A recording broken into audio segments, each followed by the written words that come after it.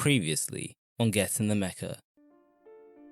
What I really like about the opening arc is that it doesn't attempt too hard to explain itself. There is some explanation, we know who is who, there isn't too much of a deal to hide things particularly. The Monogatari series provides us with a very nuanced and irrational view into the world. It puts the irrational first, it doesn't really put it on the back burner whatsoever. I'm Jamal, and you're listening to Get In The Mecha, your weekly anime and manga analysis podcast. From inspiring arcs to game-changing cinematography, I'm on a journey to try and make sense of it all, episode by episode. Enjoy the show. Welcome back to Get In The Mecha, and in today's episode I'm going to be talking about the Mayoi Mai Mai Arc of the Monogatari series.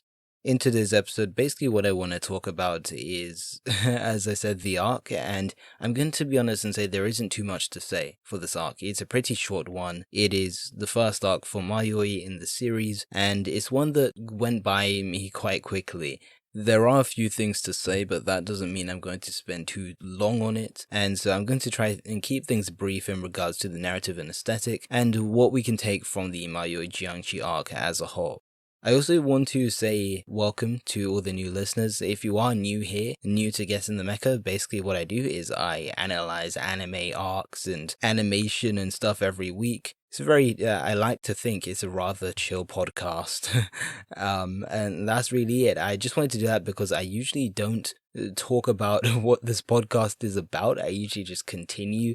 So I want to say welcome to anyone who is new to the podcast, and I hope you have a great time. You probably want to listen to the Hitagi Crab Arc episode first before you are listening to this one, unless you've seen the series already, and for that matter, you just want to get right into it. So with that said, let's get right into the episode for this week. That is episode 79 of Get In The Mecha, the Mayoi Mai Mai Arc.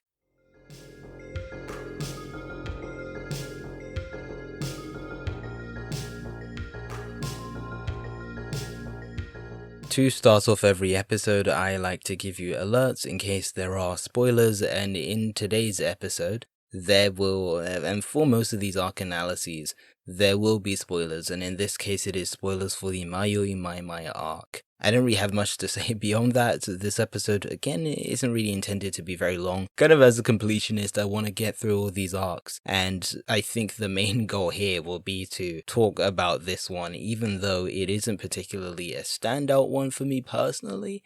But also, it is very straightforward and to the point, similarly to last arc. But that being said, I still think there are things we can cover.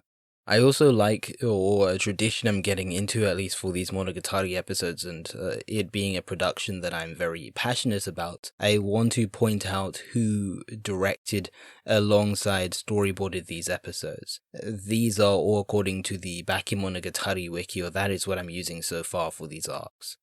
In the case of storyboarding, all these episodes have been storyboarded by Nobuyuki Takeuchi, who we came across in the previous episode. I'm sure we'll come across again and again. And then in terms of episode directors, which actually varied quite a lot, each episode, instead of having 2 episode directors like last arc, actually had 1 episode director per episode, which I actually find a bit more normal. And in this case, we had Tomiyuki Utamura for episode 1, Yoshinobu Tokumoto for episode 2, and Yoshito Mikan for episode 3. That being said, I still think these episodes are pretty consistent stylistically. Are they very stylistically divorced from the Monogatari series? No, but it does reveal a lot of what this show actually is. And with that, let's get to a plot summary for the Mayoi Mai Mai Arc. To escape his house on Mother's Day, Araragi decides to visit the park. While hanging out there, he actually ends up meeting Hitagi, or Hitagi Senjougahara, who we met in the previous arc. And so Hitagi ends up taking a seat, and they end up having a bit of an extended conversation. We then are met with the focal point of the arc being a girl called Mayoi Hachikuji, who suggests she's lost and needs help finding the location of her home. Araragi is nice enough to offer her his help. We then learn from Oshino through Hitagi that Mayoi is in fact a spirit and isn't alive. She's in fact been dead for quite a while. And the reason why Araraki can in fact see Mayoi is that she only appears to people who have decided not to go home and have made the conscious choice to do so. However, with Oshino's help, they actually managed to finally find the location of which she was supposed to be, only then to encounter her as a wandering spirit, so it's as if Mayoi never left. Similarly to the Hitagi Crab Arc, I think it's quite straightforward.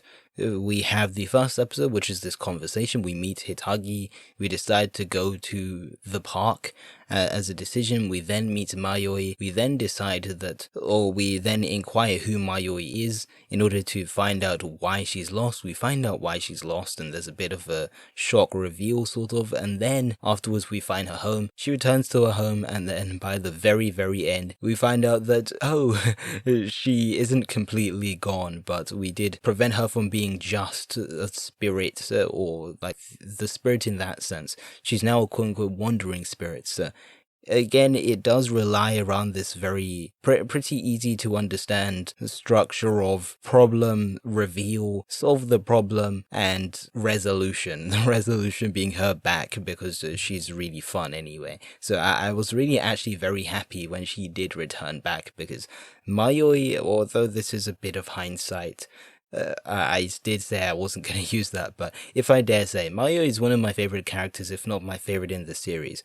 And I know there are a lot of things attached to that, and I don't want to get into those, but I just mean but as an individual character, as a sole entity, Mayoi Hachikuji alone is a character I really like for a lot of reasons. And this is a great way of bringing her in. I don't think it's the best way for people to think of her as a nice character or a great character, but that being said, I still appreciate this arc for that purpose. What is different to this arc relative to the past? Because there is a lot of dynamic difference between the two. The dynamic in this arc is very different.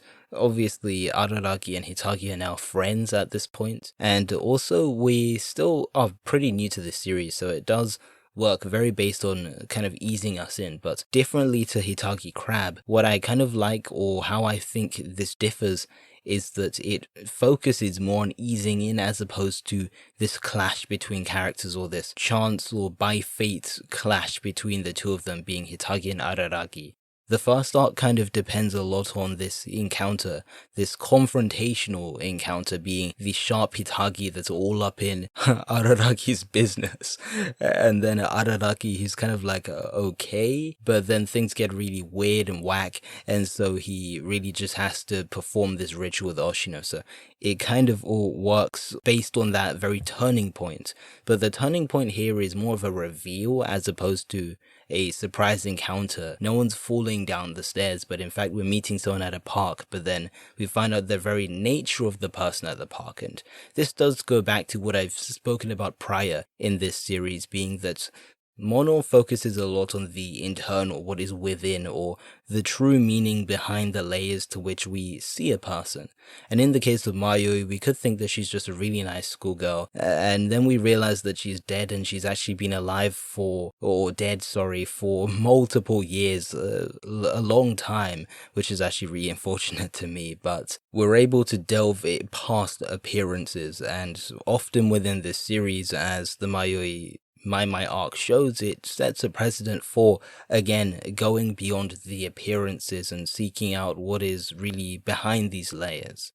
If I was to put this arc in a graph, I would pretty much put it as a slow curve going up. It's kind of like an exponential, not really exponential, but it's pretty balanced curve, as in we are having the conversation, things are going well, we meet another person, we meet another girl, things are going well.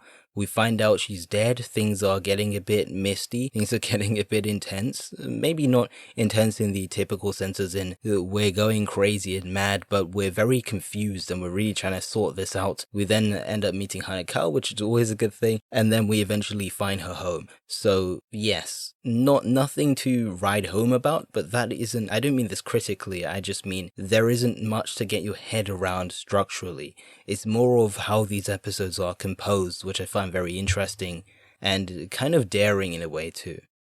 I just want to return to that point of daring and something I kind of mentioned earlier today, and that is how this series isn't scared to put in full episodes of casual conversation, things that don't particularly or directly magnify our complete understanding of the series and the real matters or the big matters at hand being the apparitions, but I think it shows where the priorities are of the series. It's willing to, when we consider the nature of the aesthetic, things like there aren't excess characters or whatever, we don't have extras in the Mono series. That is, again, kind of part of not only the aesthetic, but just the idea of it and thinking about the internal and all of those things, but we can talk about that another day. But when we think of things like that, our sense of world building is very different, or it's tackled very differently. It's not done from the perspective of this is the entire world. Most of the series is set to a very limited amount of locations, be it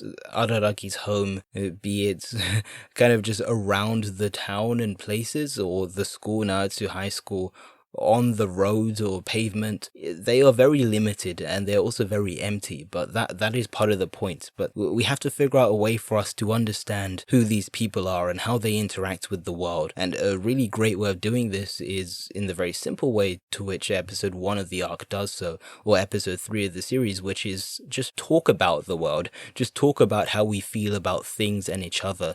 And we just understand people more through the more they speak. And Bakemonogatari takes a lot of advantage of this, and does quite literally that. This leads us quite nicely into a talk about the aesthetic of these few episodes. And so yes, I'm formally moving on to aesthetic now. I did make the dialogue sound kind of boring, as in it's quite literally shot reverse shot of two people talking, and they're talking for about 24 minutes or 19 minutes. No, it's not that at all. The way these episodes are composed, I still think are quite engaging, but it's not in the sense to which we're not moving locations. We aren't moving too far around the place. We are almost the entire arc. I would say about 80% of it is done literally in a park, in the same location, around the same things. But it's really what is within that I think is worth talking about the most. In the case of Monogatari's dialogue, how it's composed really is by its surrealism. Its surrealism really takes precedent for, or it really takes the fore when it comes to these conversations. By using these cards, or I like to call them title cards, but I don't know if I can technically call them that, but at least these intertitle cards and these screens, which kind of link things together. And the way I managed to think about it before I did this episode was, I thought about them almost like how the subconscious mind dwindles, or just, it just wanders between things. And this does the exact same thing. I used to think that it would take them to the very logical conclusion or their most basic form, which is kind of true, but it's not a very good example for covering everything because the series does this so much. So let me give you an example. When we are talking to Hachikuji for the first time, they're having a conversation, and Araragi and Mayu eventually develop the sort of joke about stuttering, and this is really where it comes from. But we're trying to understand how to spell Araragi, and the spelling for Araragi being Araragi.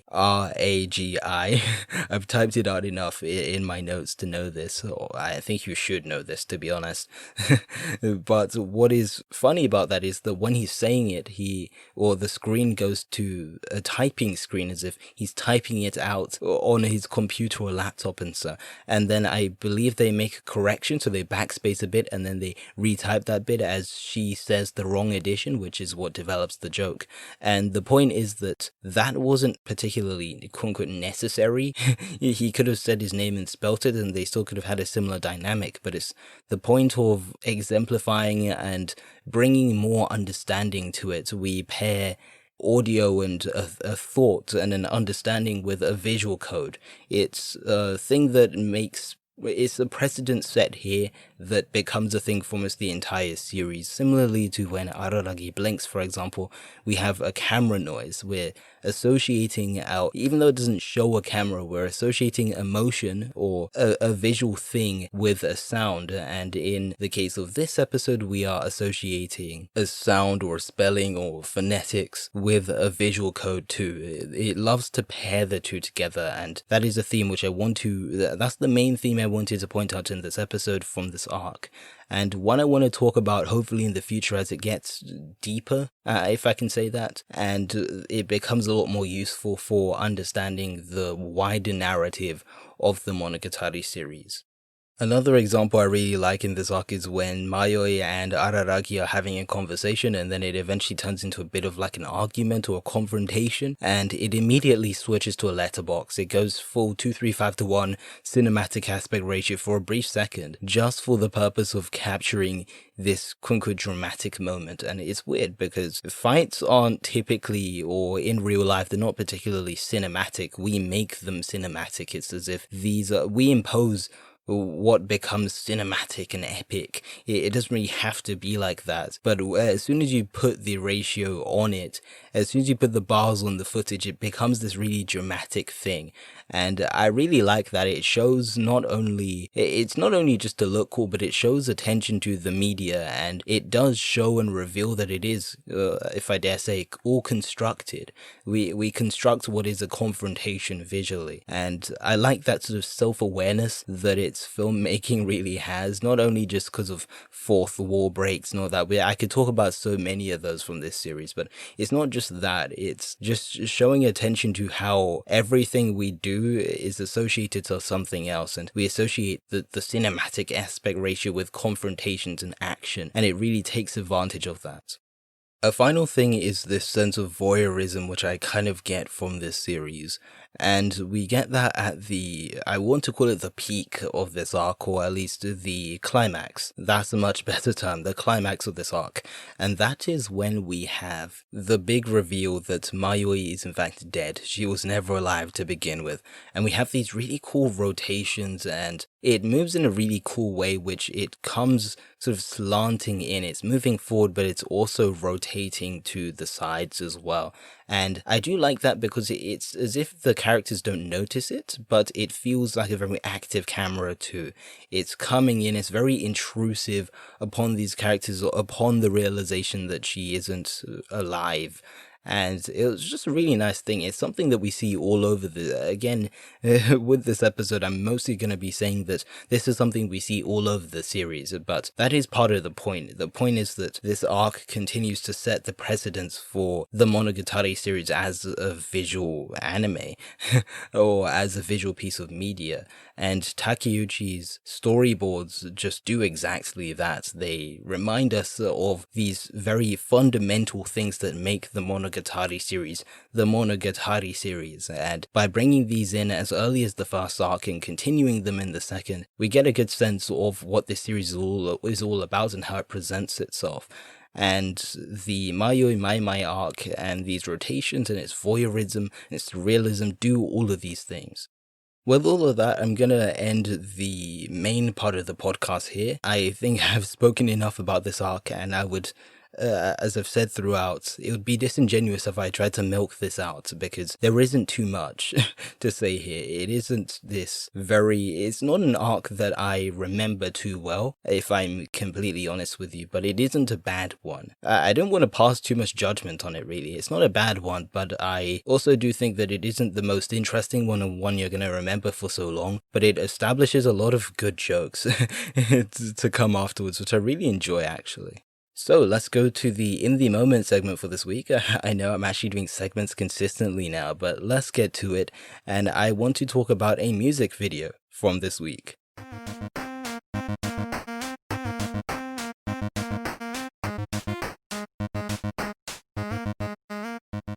If you are new here, this is the In The Moment segment, and what I do on this short segment, which will probably be even shorter this week, is that I talk about anime, really. Just anything which I've been watching that I really just want to mention that I don't usually get to mention in the main podcast. And so in this edition of the In The Moment segment, I want to talk about Zutomayo's new video. Zutomayo's new video was directed by Kodai Watanabe, and I did mention in which I do recommend quite a lot, that's my Year in Sakuga episode from the end of 2020. That was one of the first music videos I spoke about being Study Me, and that was also done by Kodai Watanabe. It was directed by him, and this week I want to talk about his newest video being Darken. Again, I'm not going to spend too long on this, but I just wanted to really kind of shout out those that worked on it.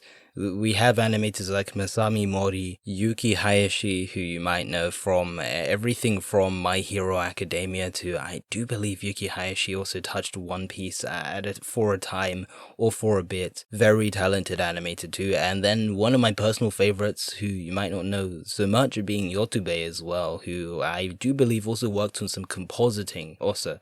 And it's a great composite. I might even just delve into that a bit. So the composite is lovely, as in how it is sort of rendered and textured upon just the flat color. That's kind of what I mean. I can't give you a very technical explanation about compositing because I'm still learning about it myself, to be honest, but it's a very nice one. It's rather flatter versus the other one, or by flat I mean it blends in more to the background only because it uses a lot less outlining. It focuses a lot more on the distinctive colors between the backgrounds. I shouldn't have said it blends in more, because it doesn't. We have a lot of great bokeh as well for the blur to the backgrounds too, but it looks great. That's what I'm trying to say. And we also have this pixel graphic thing going on, which is really nice for its aesthetic too. It fits perfectly with the Zutomayo theme, which is at least the Zutomayo character created by Watanabe, which is this gamer type, or I don't know about gamer, but digital sort of being, and it's really nice actually. And I didn't really think that there'll be much of a follow-up beyond Study Me, but I want to think that Darken it smashed it out of the park in a good way. I don't mean it like competitively, they're both amazing videos, but Darken is a really good follow-up from last year's video. I just think there's so much momentum when it comes to music videos these days. Last year was one of my first like proper years as someone that was really into like sakuga and animation and stuff like that. And seeing all these music videos come up before me was like, whoa. I thought anime was just about the shows and the movies, and it is about those, but there are so many other ways to which animators can explore themselves creatively. And this was an amazing example of what can happen when a few great animators get together and make something great, and they manage to do it every time. And it just seems that these animators and storyboarders and directors and such, they're just really able to push their limits. It obviously depends on what the thing is supposed to be and what the project is supposed to be, but we managed to see so many different styles and approaches to these music videos, and that is something that I think is very precious, and something we even need in anime. More variety within art, and there is variety, but I wish there was music level of variety, and we see it a lot within these music videos, and I think it's just opened my eyes to a lot of things. Now I'm getting sort of off track, so this is a good point to end the In The Moment segment. And briefly, I want to also just say, if you do enjoy this podcast, it would be lovely if you left it a review on Apple Podcasts or wherever you do listen to podcasts where you can leave a review. That helps others find the show. And if you do enjoy it, I'd also recommend telling other people about it. If you do enjoy listening to Get In The Mecha, if you could tell someone that you know would like the podcast, whether it's the Monogatari series, whether it's Evangelion, whether it's Sakuga and animation, and you think they'll like the podcast, then please tell them about it. It would be very lovely, not just for me, but for them as well, because I hope anyway that they'll have a good time listening to this. So that would be a very nice thing to do too. And finally, for YouTube as well, if you could like and subscribe and comment and all the things that the popular YouTubers say to quote-unquote fight the algorithm, which I would say we're doing pretty well on right now. I'm actually very happy with the YouTube channel so far. So if you do want to support me, then those are the things you can do. And now let's move on to the final segment of this podcast, which is the closing thoughts segment, where I'll just briefly talk about what I have kind of learnt or what you can take away from this podcast episode.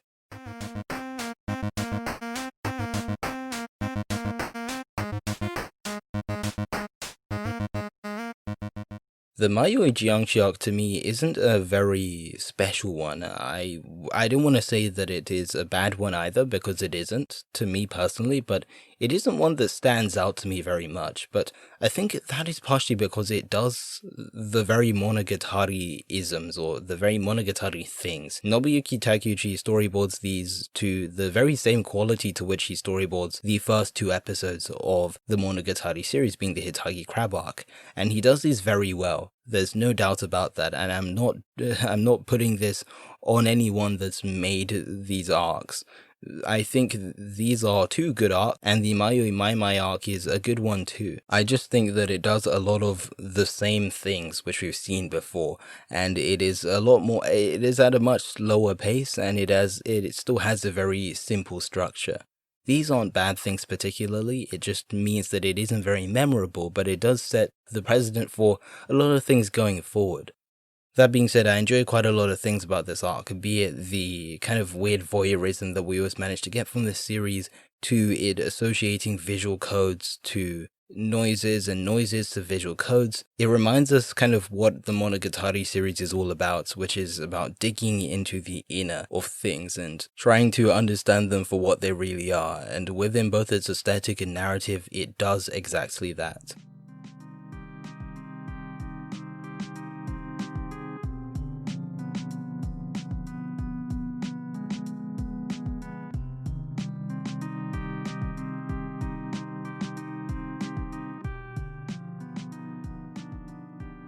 Thank you for listening to this episode of Get In The Mecha. That has been episode 79, almost on 80, which would be pretty cool.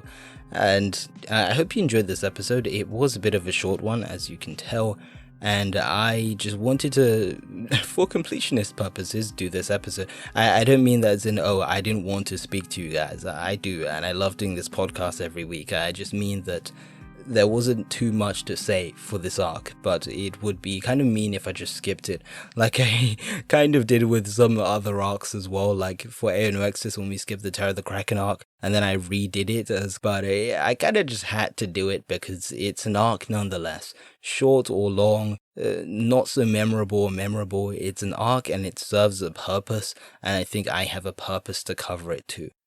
But that is it for the episode. Again, if you want to support the show, leave a review, tell a friend about the podcast. That's the one that I really want to emphasize a bit more.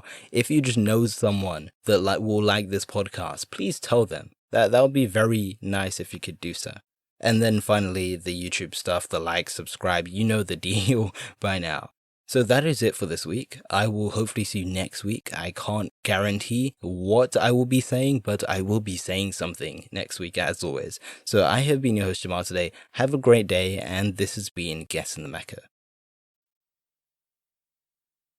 The music in this production goes as follows: Synthwave by Alex McCulloch, Jazz by Alex McCulloch, Mandatory Overtime by Joth, Difference by chasersgaming, and Anomaly by Eric Matyas under soundimage.org.